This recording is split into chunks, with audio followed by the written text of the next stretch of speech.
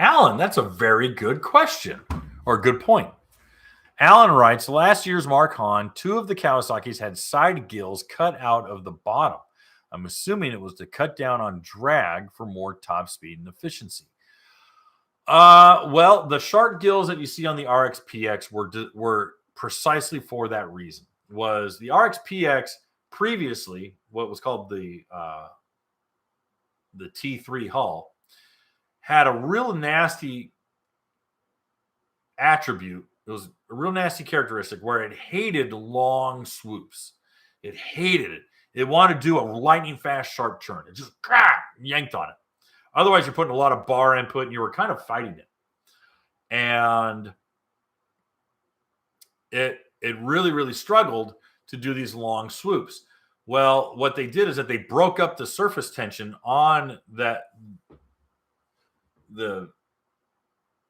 midship. It's kind of the second step. I did a big video on this before talking about exactly these.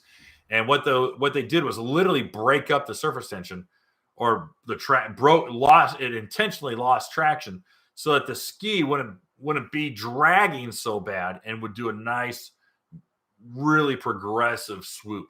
And you can get on any RXPX right now and you can just go woo and do really nice S turns in it, and it carves beautifully.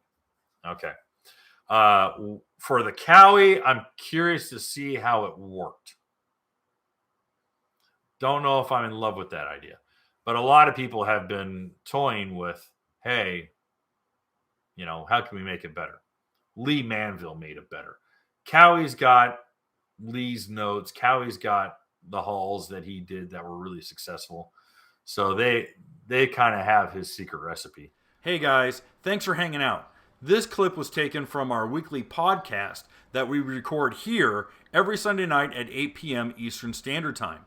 If you want to watch the whole video, you can go to the Watercraft Journal's YouTube channel, go to playlists, and then click on live sessions. You're going to see it there.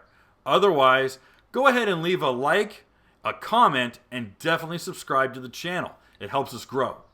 And again, thanks again for watching our videos, and we hope to see you soon.